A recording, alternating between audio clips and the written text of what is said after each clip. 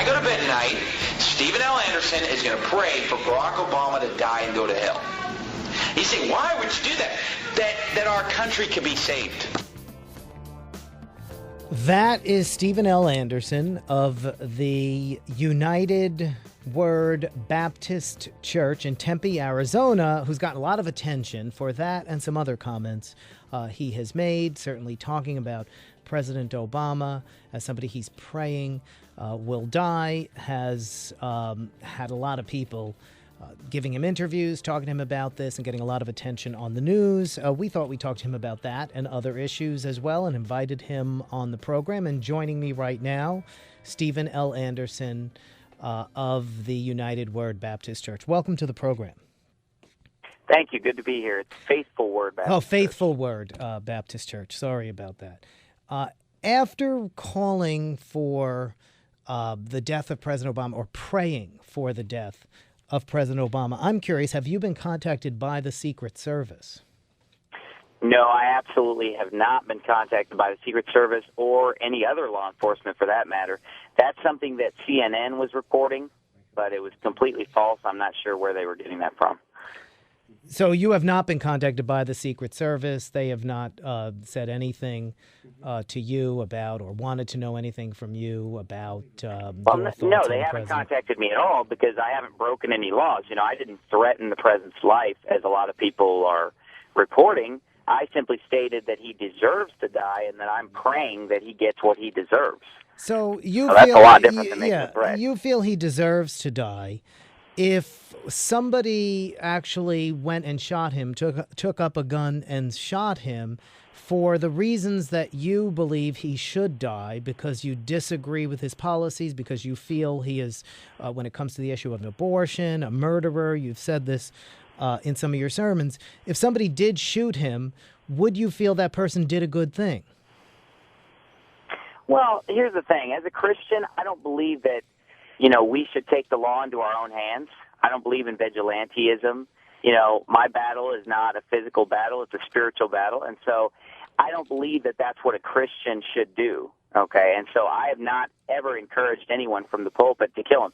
And to be honest with you, let's say someone did kill the president. Would you condemn that?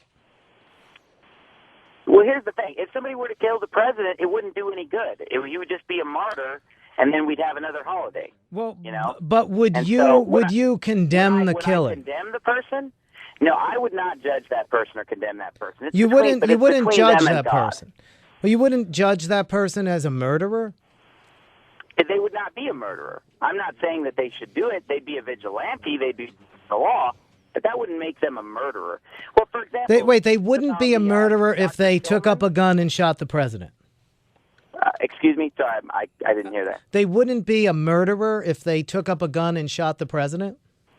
I do not believe that they would be, no. So you wouldn't consider it a crime?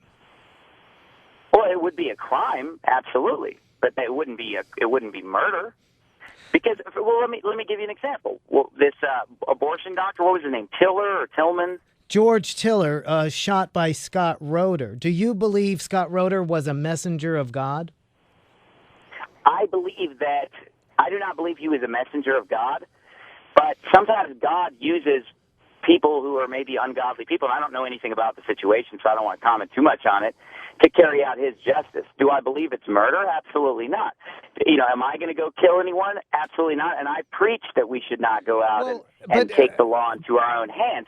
But no, I would not condemn him. But how does that... I don't believe it's a murderer to kill someone who has murdered, thousands of newborn babies. Okay, so I wouldn't call it murder, but I would say that they've committed a crime and that it's not what God would command us to do. What is the crime? Murder is a crime. That's a criminal term. So what would I know murder is a crime. What would the would crime not be? The appropriate charge. Right. So, okay, wait. I'm trying to get some clarity here. You would not feel it's murder, but you're saying you think it's wrong to do. It's wrong to do. This is why. Because it's not going through the proper channels. Murderers should be given the death penalty, but it should go through the proper channels of human government, not people taking it into their own hands. So the crime would be they'd be violating God's command not to take the law into our own hands. I believe in America. Wait, there's not a statute for that. Is there a statute for that, an American law? Well, absolutely. In American law, we are all guaranteed in the Bill of Rights a trial by a jury of our peers. And so I think that George Tiller should have been given a trial by a jury of his peers and then executed. And so they skipped a step there. And I've never promoted anyone taking the law into their own hands or being a vigilante, but I wouldn't call somebody a murderer who killed someone who is a murderer and who has murdered thousands. And the Bible right, so says if somebody's not a murderer if they do that, then what they did is not a bad thing. That's not true, because there are a lot of bad things besides murder. For example, people can, be convicted of manslaughter, or people can be convicted of So you believe that they should be convicted of those crimes? Well, in a perfect world, I believe that George Tiller would have been executed a long time ago by the proper channels for being a murderer. Right, but here's the deal. In this country right now, under American law, under the Supreme Court of the United States, as they have interpreted the Constitution and under American law, what George Tiller was doing was perfectly legal. That was legal. Well, it was still wicked and abominable. Well, but it was legal, and it was legal.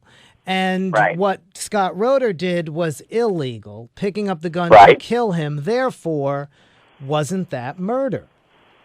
Well, no, he should be punished, but not for murder. No. It's not murder to execute a wicked mass murderer. How is that murder?